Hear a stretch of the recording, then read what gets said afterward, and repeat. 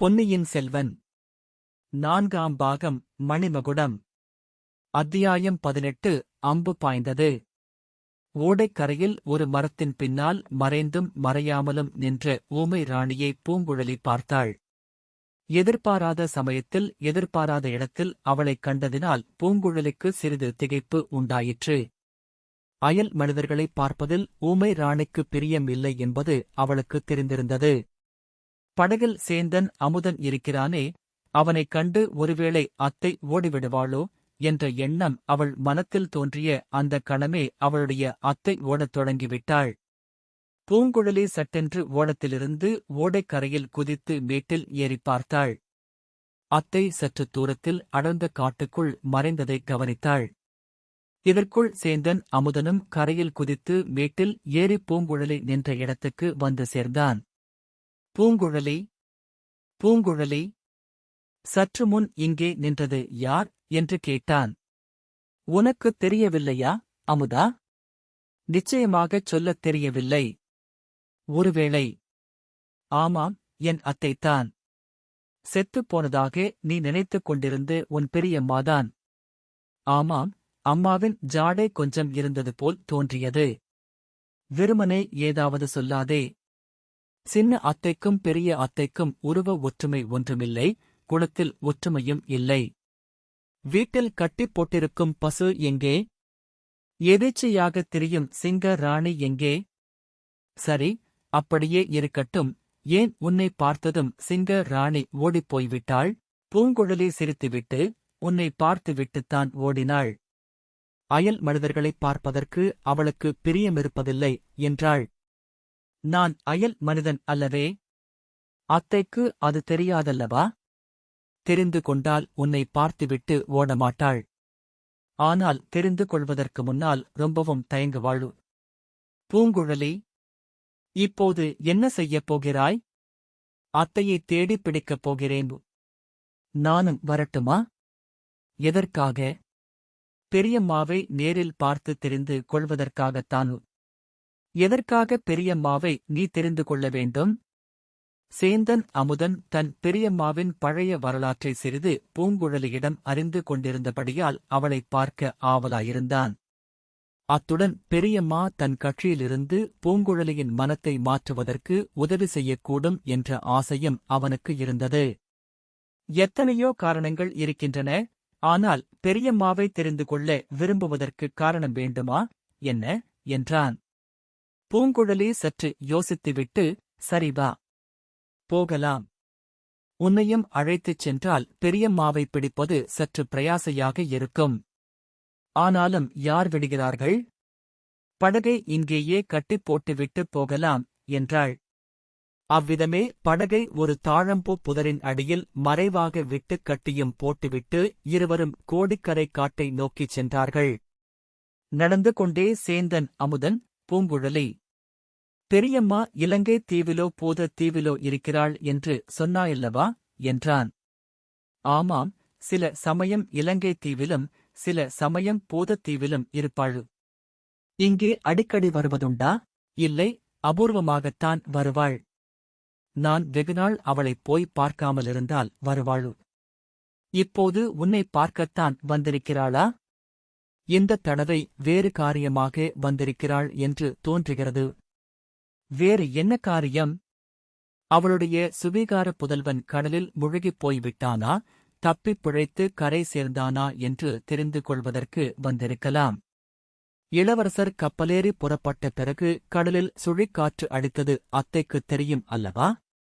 அருள்மொழிவர்மர் இவளுடைய சுவீகார புதல்வரா? அப்படியானால் பெரியம்மாவின் சொந்த மகன் யார்? அதுதான் எனக்குத் தெரியவில்லை. ஒருநாள் இல்லாவிட்டால் ஒரு நாள் அந்த இரகசியத்தை நான் கண்டுபிடித்து தெரிந்து கொள்ளப் போகிறேன். சொந்த மகன் உயிரோடிருக்கிறானே, அல்லது இறந்து போய்விட்டானா? ஆம், அவன் இறந்து போயிருக்கவன் கூடும் யாருக்குத் தெரியும் என்று சொன்னாள் பூங்குழலி. சற்று பொறுத்து, அமுதா, அத்தையைப் பார்த்தாயே? உன் அன்னையின் முக ஜாடையாயிருப்பதாகச் சொன்னாய். வேறு யாருடைய முகமாவது ஞாபகத்துக்கு வந்ததா என்று கேட்டாள். ஏதோ ஞாபகம் வருவது போல தோன்றுகிறது. தெளிவாகத் தெரியவில்லை. மேகத்திரை போட்டு மறைத்தது போலிருக்கிறது. பழுவூர் இளையராணியை நீ அடிக்கடி பார்த்ததுண்டா? சில சமயம் பார்த்ததுண்டு. ஆமாம். நீ சொன்ன பிறகு யாருடைய முக ஜாடை என்று தெரிகிறது. நந்தினி தேவியின் முகத் தோற்றமேதான். ஆச்சரியமா இருக்கிறதே. அது எப்படி ஏற்பட்டிருக்கும்? பூங்குழலி, நீ எப்படி அந்த ஒற்றுமையை கண்டுபிடித்தாய்? அத்தையை அடிக்கடி நான் பார்த்துக் கொண்டிருக்கிறேன். பழுவூர் இளையராணியை சில தினங்களுக்கு முன்னாலேதான் இதே கோடிக்கரையில் பார்த்தேன். முகத்தோற்றத்தின் ஒற்றுமை உடனே எனக்குத் தெரிந்து போய்விட்டது. காரணம் என்னவாயிருக்கும்? அதையுந்தான் ஒரு நாள் கண்டுபிடிக்கப் போகிறேன். இன்றைக்கு அத்தையை பார்த்ததும் அதைப் பற்றி கேட்கலாமென்றிருக்கிறேன். அத்தைத்தான் ஊமையாயிற்றே? எப்படி அவளுடன் பேசுவாய்? நீ உன் தாயாரோடு பேசுவதில்லையா? அமுதா, ஜாடையினால் பேசுவேன், பிறந்தது முதல் பழக்கம். அப்படியும் புதிய விஷயம் ஒன்றைப் பற்றிச் சொல்வதாக இருந்தால் கஷ்டந்தான். பெரிய அத்தையும் நானும் அப்படித்தான் ஜாடையினால் பேசிக்கொள்வோம். ஜாடையினால் பேச முடியாததை சித்திரம் எழுதிக் காட்டிக் கொள்வோம். ஒரே குடும்பத்தில் அக்கா, தங்கை இருவரும் ஊமையாகப் பிறந்தது எவ்வளவு கஷ்டமான விஷயம்! அவர்களைப் பெற்றவர்களுக்கு அதனால் எவ்வளவு துன்பமாயிருந்திருக்கும்! அது மட்டுமல்ல, சிறு வயதில் அக்காவும் தங்கையும் ஓயாமல் சண்டை போட்டுக் கொள்வார்களாம். அதனால்தான் பாட்டனார் பெரிய அத்தையை மட்டும் அழைத்துக் கொண்டு போய் பூதத்தீவில் குடியேறி வசித்து வந்தாராம். பெரிய அத்தையின் பேரில் தாத்தாவுக்கு ரொம்ப ஆசையாம். குழந்தை பிறந்தவுடன் இராணியாகும் யோகம் இருக்கிறது என்று யாரோ ஜோசியன் ஒருவன் சொன்னானாம். அதனால் குழந்தை ஊமை என்று தெரிந்ததும் அவருடைய மனவேதனை ரொம்ப அதிகமாயிருந்ததாம். இப்படி பேசிக்கொண்டே அவர்கள் காட்டில் புகுந்தார்கள். வெகு நேரம் அலைந்தும் ஊமை ராணியைக் கண்டுபிடிக்க முடியவில்லை. அமுதா, நீ என்னுடனிருப்பதனால்தான் அத்தையைக் கண்டுபிடிக்க முடியவில்லை. உன்னைக் கண்டு வேண்டுமென்றே மறைந்து கொள்கிறாள். என் அதிர்ஷ்டம் அவ்வளவுதான். நான் நினைத்தது எதுவும் நடைபெறுவதில்லை. நான் போகட்டுமா? எப்படிப் போவாய்? இந்தக் காட்டிலிருந்து உன்னை நான் தான் வெளியிலே கொண்டு போய்விட வேண்டும். இந்தச் சமயத்தில் ஓர் அதிசயமான குரல் ஒலி காட்டுக்குள்ளே இருந்து வந்தது. அது மனிதக் குரலாகவும் தோன்றவில்லை, மிருகங்களின் குரலாகவும் தோன்றவில்லை. 2-3 தடவை அந்த ஒலி கேட்டது. ஒலி வந்த திசையை நோக்கி சில மான்கள் பாய்ந்து ஓடின. பூங்குழலி சற்று நின்று யோசித்தாள். அமுதா, சத்தம் செய்யாமல் என்னை தொடர்ந்து வா என்று கூறினாள். குரல் வந்த திக்கை நோக்கி இருவரும் மெல்ல நடந்து சென்றார்கள். சற்று நேரத்துக்கெல்லாம் அதிசயமான காட்சி ஒன்றைக் கண்டார்கள். ஊமை ராணி ஒரு மரத்தின் அடிப்பகுதியில் சாய்ந்து நின்று கொண்டிருந்தாள். அவளுடைய கையில் இளந்தளிர்கள் சில வைத்துக் கொண்டிருந்தாள். அவளைச் சுற்றிலும் 7-8 அழகிய மான்கள் நின்று கொண்டிருந்தன. அவள் கையிலிருந்த தளிர்களைத் தின்பதற்கு அவை போட்டியிட்டன. அவளுடைய தோளின் மீது ஒரு சிறிய மான் குட்டி உட்கார்ந்து தன் சின்னஞ்சிறிய அழகிய கண்களால் அவளுடைய முகத்தைப் பார்த்துக் கொண்டிருந்தது. இந்த அபூர்வமான தோற்றத்தைக் கண்டு பூங்குழலியும் அமுதனும் சிறிது நேரம் அசையாமல் நின்றார்கள். முதலில் ஊமை ராணியின் தோள் மேலிருந்த மான் குட்டிதான் அவர்களைப் பார்த்தது. பார்த்ததும் தோள் மீதிருந்து துள்ளிக் கீழே குதித்தது. மற்ற மான்களும் அவர்களைப் பார்த்துவிட்டன. எல்லா மான்களும் அவர்கள் நெருங்கி வந்தால் பாய்ந்து ஓடுவதற்கு ஆயத்தமாக நின்றன. பின்னர் ஊமை ராணியும் அவர்களைப் பார்த்தாள். அவள் தொண்டையிலிருந்து இன்னொரு விசித்திரமான ஒலி வந்தது. அதைக் கேட்டதும் மான்கள் எல்லாம் துள்ளிப் பாய்ந்து ஓடிப்போய்விட்டன. அத்தைக்கு மனிதர்களின் பாஷை மட்டும்தான் தெரியாது, மிருகங்களின் பாஷை நன்றாய் தெரியும் என்று பூங்குழலி சொல்லிக்கொண்டே ஊமை ராணியிடம் சமிகை செய்தாள்.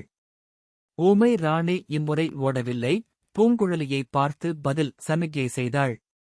பூங்குழலி நெருங்கி வந்ததும் ஊமை ராணி அவளைக் கட்டி அணைத்துக் கொண்டு உச்சி முகந்தாள். சேந்தன் அமுதன் சற்று தூரத்திலேயே நின்று கொண்டிருந்தான். அத்தையும் மருமகளும் சிறிது நேரம் மௌன பாஷையில் பேசினார்கள். பின்னர் பூங்குழலி அமுதனை அருகில் வரும்படி அழைத்தாள். ஊமை ராணி அவனை மேலும் கீழும் சில தடவை உற்றுப் பார்த்துவிட்டு அவன் தலைமீது கை வைத்து ஆசி கூறும் பாவனையில் சிறிது நேரம் இருந்தாள். பின்னர் கையை அவன் தலையிலிருந்து எடுத்துவிட்டு பூங்குழலியை கையை பிடித்து இழுத்துக் கொண்டு போனாள். 3 பேரும் ஓடைக்கரைக்கு வந்தார்கள். ஊமை ராணி அங்கேயே உட்கார்ந்து கொண்டு பூங்குழலிக்கு போய் வரும்படி சமிக்ஞை காட்டினாள். பூங்குழலி, வா அமுதா, வீட்டுக்குப் போகலாம், அத்தை வரமாட்டாளாம். இங்கே சாப்பாடு கொண்டு வர வேண்டுமாம் என்றாள். இருவரும் கலங்கரை விளக்கை நோக்கிப் போனார்கள். பூங்குழலி, எனக்கு என்ன சொல்கிறாய் என்று அமுதன் கேட்டான். உன்னோடு தஞ்சைக்கு வரலாம் என்ற எண்ணம் எனக்கு இருந்தது. அது இப்போது சாத்தியமில்லை. அத்தைக்கு அவருடைய செல்வச் சுவீகாரப் பிள்ளையை பார்க்க வேண்டுமாம். ஆகையால் மறுபடியும் நாகைப்பட்டின பிரயாணம் எனக்கு இருக்கிறது. நீயும் உடன் வந்தால் அத்தை உடனே ஓடி மறைந்தாலும் மறைந்து விடுவாள். அவளிடம் நான் தெரிந்து கொள்ள வேண்டிய விவரங்களையும் தெரிந்து கொள்ள முடியாது. சேந்தன் அமுதன் பெருமூச்சு விட்டு, நான் கொடுத்து வைத்தது அவ்வளவுதான். அப்படியானால் இப்போதே உன்னிடம் விடை பெற்றுக் கொள்கிறேன் என்றான். இல்லை, இல்லை. வீட்டுக்கு வந்து சாப்பிட்டுவிட்டு உன் மாமன் முதலியவர்களிடம் விடை பெற்றுக் கொண்டு போ. இல்லாவிட்டால் என்னிடம் எல்லாரும் சண்டைக்கு வருவார்கள். வழியில் இன்னொரு இடத்தில் ஒரு புதரின் மறைவில் நின்று ஒரு பெண்ணும் ஆணும் பேசிக் கொண்டிருப்பதை அவர்கள் பார்த்தார்கள். ஆகா, அண்ணி ராக்கம்மாள் போலிருக்கிறது. இன்னமும் இரகசியப் பேச்சு முடிந்த பாடாக இல்லை. இப்போது வந்திருப்பவர்கள் யார்? அந்தப் பாண்டிய நாட்டு ஒற்றர்கள்தானா? வேறு யாராவதா என்று பூங்குழலி தனக்குத்தானே சொல்லிக் கொண்டாள். ராக்கம்மாள் புதர் மறைவிலிருந்து வெளிப்பட்டு வந்தாள். பூங்குழலியை பார்த்ததும் சிறிது திடுக்கிட்டாள். ஆனால் அதை உடனே மறைத்துக் கொண்டு வேகமாக அவர்களண்டை நெருங்கி வந்தாள். பூங்குழலி, இத்தனை நாள் எங்கே தொலைந்து போயிருந்தாய்? உன் அப்பாவும் அண்ணனும் ரொம்ப கவலைப்பட்டு போனார்களே என்றாள். எதற்காக கவலைப்பட வேண்டும்? நான் வீட்டை விட்டு போவது இதுதான் முதல் தடவையா? இந்தத் தடவை உன் அத்தை மகனையும் அழைத்துக் கொண்டு போய்விட்டாயல்லவா? ஒருவருக்கும் சொல்லாமல் நீங்கள் கலியாணம் செய்து கொண்டு விடுவீர்களோ என்று கவலை. அண்ணி, இந்த மாதிரி அசட்டுப் பேச்செல்லாம் என்னிடம் பேச வேண்டாம் என்று எத்தனை தடவை சொல்லியிருக்கிறேன்? இன்னொரு தடவை இவ்வாறு பேசினாயோ? இல்லையடி பெண்ணே. இல்லை. நீ உன் அத்தை மகனை கலியாணம் செய்து கொண்டால் எனக்கு என்ன? அரச குமாரனை கலியாணம் செய்து கொண்டால் எனக்கென்ன? இலங்கையிலிருந்து உன் பெரிய அத்தை வந்து உன்னை தேடிக் கொண்டிருந்தாள். அவளை நீ பார்த்து விட்டாயா என்றாள். இல்லை, இன்னும் பார்க்கவில்லை என்று சொன்னாள் பூங்குழலி. வீடு சேர்வதற்குள் சேந்தன் அமுதனிடம் தனியாகப் பேசும் சந்தர்ப்பம் கிடைத்தபோது, அமுதா, ஜாக்கிரதை. அண்ணி பாண்டிய நாட்டு சதிகாரர்களோடு சேர்ந்தவள். அவள் உன் வாயைப் பிடுங்கப் பார்ப்பாள், ஒன்றுக்கும் பதில் சொல்லாதே என்றாள். இங்கே நான் இருக்கும் இன்னும் சிறிது நேரமும் ஊமையாகவே இருந்து விடுகிறேன் என்றான் சேந்தன் அமுதன். அன்று பிற்பகலில் பூங்குழலி மறுபடியும் நாகைப்பட்டினத்தை நோக்கி தன் ஓடத்தைச் செலுத்தினாள். படகில் ஊமை ராணி வீற்றிருந்தாள்.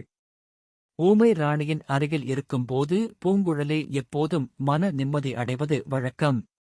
ஒத்த உணர்ச்சியுள்ள அவர்களுடைய உள்ளங்கள் ஒன்றுக்கொன்று அவ்விதம் அமைதியை அளிப்பதுண்டு. ஆனால் இம்முறை பூங்குழலியின் மனத்தில் அத்தகைய நிம்மதி ஏற்படவில்லை. சில நாளைக்கு முன்பு அதே இடத்தில் பொன்னியின் செல்வனை உணர்வு இழந்திருந்த நிலையில் அழைத்துப் போனது அவளுக்கு அடிக்கடி நினைவு வந்தது. அந்த இராஜகுமாரனை இன்னொரு இராஜகுமாரியிடம் சேர்ப்பிப்பதற்காகவேதான் அத்தனை கஷ்டத்திற்கு உள்ளானதை எண்ணிய போது அவளுடைய இதயத்தில் சுருக்கென்ற வேதனை ஏற்பட்டது. சேந்தன் அமுதனை ஊருக்குப் போ என்று பிடித்துத் தள்ளியது போல் அனுப்பிவிட்டதை எண்ணிய போது அவள் உள்ளம் இறங்கியது. இந்த எண்ணங்களைத் தவிர அன்று அவளுடைய தந்தை தியாக விடங்கக்கரையர் செய்த எச்சரிக்கை அடிக்கடி நினைவுக்கு வந்து கொண்டிருந்தது. குழந்தாய், உன்னுடைய போக்குவரத்துக்களை கொஞ்சம் கட்டுப்படுத்திக் கொண்டால் நன்றாயிருக்கும். யார் யாரோ புது புது மனிதர்கள் இங்கே வந்து கொண்டிருக்கிறார்கள். எதற்காக வருகிறார்கள் என்று தெரியவில்லை. இராஜ்யத்தில் ஏதேதோ சதிகள் நடந்து கொண்டிருக்கின்றன. அவற்றில் நீ அகப்பட்டுக் கொள்ளாதே. நம்முடைய குடும்பம் என்றென்றைக்கும் சோழ குலத்து மன்னர் குடும்பத்துக்கு கடமைப்பட்டது. இதை மறந்து விடாதே என்று அவளுடைய தந்தை கூறினார். தந்தையின் எச்சரிக்கையோடு அன்னையின் இரகசிய நடவடிக்கைகளையும் சேர்த்து எண்ணியபோது பூங்குழலிக்கு என்றுமில்லாத திகில் உண்டாயிற்று. ஒருவேளை அந்த புது மனிதர்கள் தன்னை தேடிக்கொண்டுதான் வந்திருப்பார்களோ? தன்னைத் தொடர்வதன் மூலம் பொன்னியின் செல்வன் இருக்குமிடத்தைக் கண்டுபிடிக்க முயல்வார்களோ? தன் மூலமாக அது வெளிப்பட்டால் எவ்வளவு பெரிய குற்றமாக முடியும்? பூங்குழலியின் மனக்கலக்கத்தை அதிகமாக்கக் கூடிய விதமாக ஓடையின் கரையோரமாக காடுகளில் சலசலப்பு சத்தங்கள் கேட்டுக் கொண்டிருந்தன. அப்போது காற்றே அடிக்கவில்லை. 8 திசைகளும் சதி செய்து கொண்டு காற்றைப் பிடித்து தடுத்து வைத்திருப்பது போல் இருந்தது. அப்படியிருக்கும் போது ஓடைக்கரை காடுகளில் சலசலப்பு ஏற்பட காரணம் என்ன? ஊமை ராணிக்கு இந்த தொந்தரவு ஒன்றுமில்லை. அவளுக்கு காது கேட்காது, ஆகையால் சலசலப்புச் சத்தமும் காதில் விழாது. அவளிடம் அதைப் பற்றி யோசனை கேட்கவும் முடியாது. ஆனால் ஊமை ராணிக்கு அதிகமான வேறு சில சக்திகள் உண்டு.